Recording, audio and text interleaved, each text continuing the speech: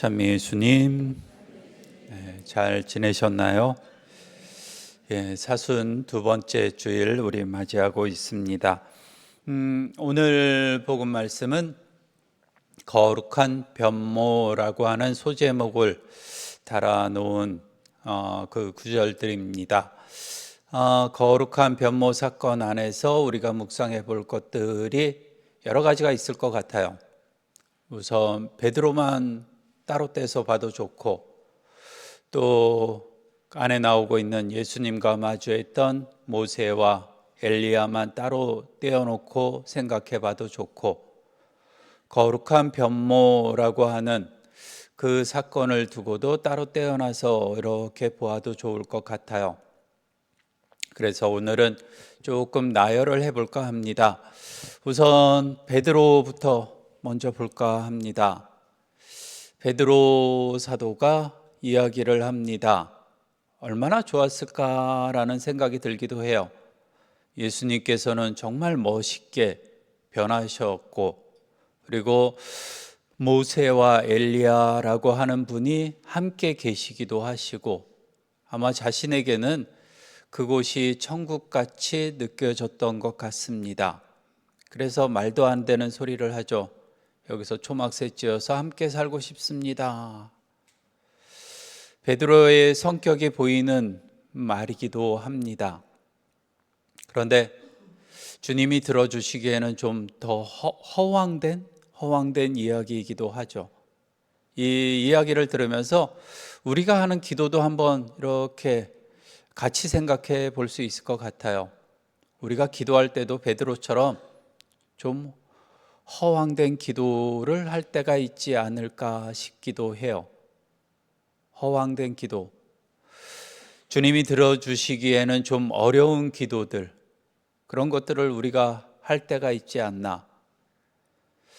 그것이 아니라, 내가 원하는 것이 아니라 주님의 뜻대로 들어주셨을 때 우리가 제대로 알아듣고 있기는 하나 라는 생각이 들기도 하고요. 그래요. 우리도 많은 생각을 해볼 수 있었으면 좋겠어요. 기도할 때 내가 정말 주님께서 들어주실 수 있는 기도를 하나, 주님의 뜻에 맞닿는 그러한 기도를 하고 있나라는 생각도 한 번쯤은 해봄직하지 않을까라고 생각을 합니다. 그래요. 이건 뭐 따로 생각해 보셔도 좋을 것 같고, 같이 나타난 모세와 엘리야, 이 두 분을 통해서 주님께서 이루고자 하시는 것이 무엇일까라는 생각도 할 수 있는 것 같아요. 모세가 했던 가장 큰 업적이 뭐예요? 뭘 하신 분이시죠? 모세라고 하는 분이? 많은 분들이 알고 계신 것 같아요. 그래도 공부를 좀 하시나 봐요. 그래요. 모세는 이스라엘 백성을 이집트에서 이스라엘, 가나안 땅으로 데리고 나온 분이기도 하죠. 그래서 출애굽, 탈출 사건이기도 합니다. 그것을 했을 때 물론 10가지의 재앙 중에 마지막 재앙도 있고, 또 홍해 바다를 건넌 사건도 있고, 파스카 사건이죠.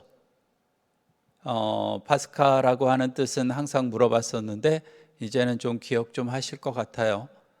넘어가고 건너가고 뛰어넘는, 여기서 저기로 가는데 좀 좋은 곳으로 가는 것을 파스카라고 표현을 합니다.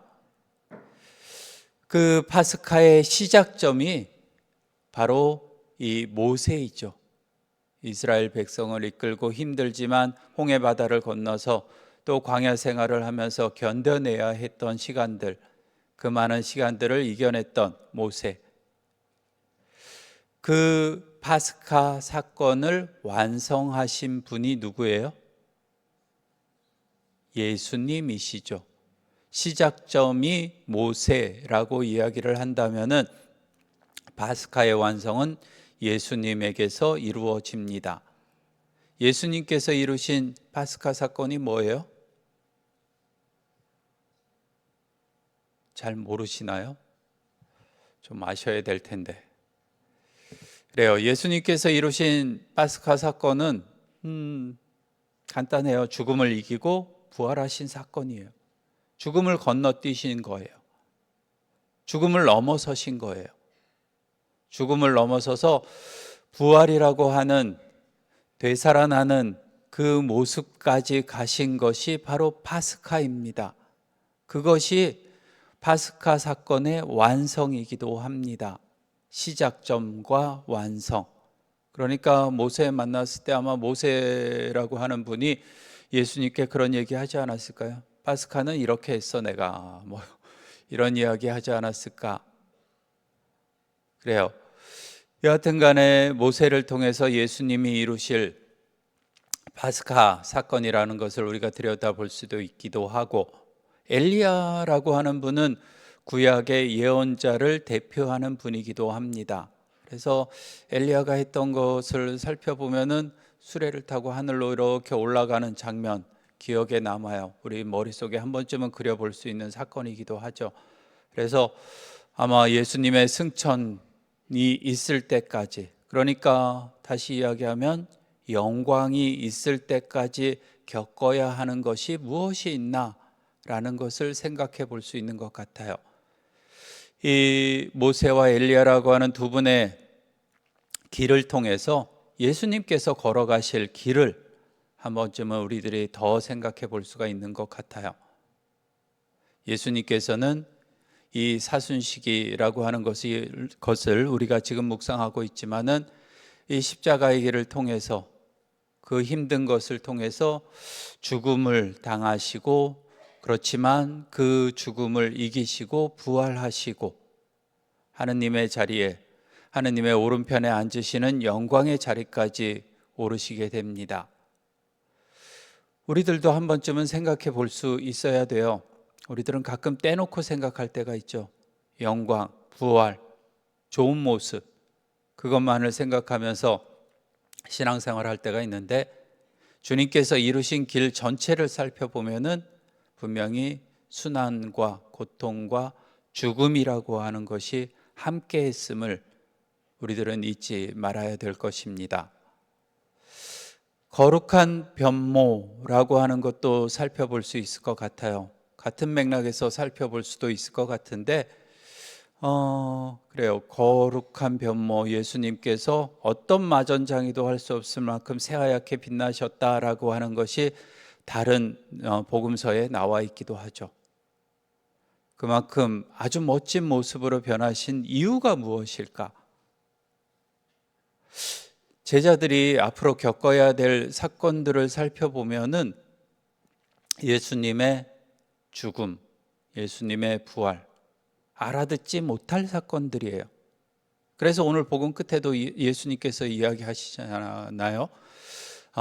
내가 되살아날 때까지 아무에게도 말하지 말아라. 되살아날 때까지. 그 이야기를 들으면서도 제자들이 알아들었을까요? 아마 몰랐을 거예요. 그것이 사람이 생각할 수 있는, 상상할 수 있는 일이 아니잖아요. 제자들이 겪어야 할 그 길이 사람이 보통의 생각으로는 겪지 못할, 이해하지 못할 사건들이기도 하죠. 그래서 예수님께서 미리 너희가 지금 겪는 일이 무엇인지는 잘 모르겠지만 결국 이런 과정을 거치게 되면은 이런 영광스러운 모습이 우리들에게 주어진다라고 하는 희망의 모습으로 미리 보여주시지 않았을까. 그러니까 우리가 힘들지만 결국 이루어내야 될 것은 되살아나는 부활의 모습이고 영광의 모습을 우리가 갖추게 될 것이다 라고 하는 것을 당신의 거룩한 변모를 통해서 제자들에게 미리 머릿속에 심어주신 것이 아닌가 싶기도 합니다. 그래요. 그러한 거룩한 변모 사건, 바로 우리들에게도 희망이 되는 사건이죠. 그런데 여기에서 끝나면 안 될 것 같아요. 베드로의 모습도 봤고 모세와 엘리야를 통해서 예수님의 길을 우리가 살펴볼 수 있기도 하고, 또 예수님의 거룩한 변모 사건을 통해서 우리가 희망을 가질 수 있는 그러한 사건이기도 하지만, 제일 중요한 것은 내가 거룩한 변모를 했으면 좋겠다라는 것입니다. 우리들이 거룩한 변모를 이루어야 합니다. 물론 오늘 복음에서 보여준 예수님의 그 멋진 모습처럼 변할 수는 없을 거예요. 외형적으로 변하는 건 더 어려울 테고. 그런데 내 마음의 변화는 이룰 수 있지 않을까 싶어요. 내 마음 속에서 거룩한 변모가 있었으면 좋겠습니다. 여러분들 마음 속에는 바뀌어야 되는 것들, 내 단점들, 좋지 않은 것들, 이런 것들을 들여다보고 있나요? 바꿀 생각 있으신가요, 혹시? 그런 생각하는 자체가 참 힘든 일이죠. 내가 잘못하고 있다, 아니면 내 단점은 이거다라고 하는 것을 들여다보는 것이 결코 쉬운 일은 아니죠. 그런데 신앙생활은 그것을 들여다보라는 것입니다. 한번 좀 들여다보고 주님께서 가르쳐 주신 그 길로 가려고 노력하는 것, 변화하려고 노력하는 것, 용기를 가지는 것, 그것이 주님의 은총이죠. 그래서 우리들이 바라야 되는 것은 우리가 변할 수 있도록 주님 도와주세요 라고 하는 것이 아닐까. 그래서 좀 좋은 방향으로 바뀌어서 내 자신이 거룩한 변모를 이루는 것, 그것이 우리들에게 필요한 일이기도 합니다. 어렵고 힘들겠지만은 작은 것이라도 한번 시도해 보시면 좋을 것 같아요. 작은 것이라도. 물론 큰 변화가 있으면 더 좋겠죠. 하지만 그것조차도 작은 것에서부터 시작을 하게 될 것입니다. 내 마음의 작은 단점들, 내 마음에 들지 않는 나의 모습들, 이런 것들의 변화를 위해서 조금씩 노력한다면 오늘 복음에서 나오시듯이 하늘에서 들려오는 소리가 내 마음에 드는 아들이라고 하는 것이 바로 내가 될 수 있지 않을까라는 생각을 해보게 됩니다. 이 사순식이 벌써 한 열흘 정도 지났어요. 열흘 정도 지났으면 25%가 지났네요. 금방이지 않아요? 끝날도 금방일 것입니다. 부활도 금방 와요. 전례상으로는. 이 시기 동안 이 3월 한 달일 거예요. 3월 한 달 동안 우리가 조금 더 노력해서 거룩한 변모를 내가 이룰 수 있도록 노력하는 시기가 되었으면 좋겠네요. 잠시 묵상합시다.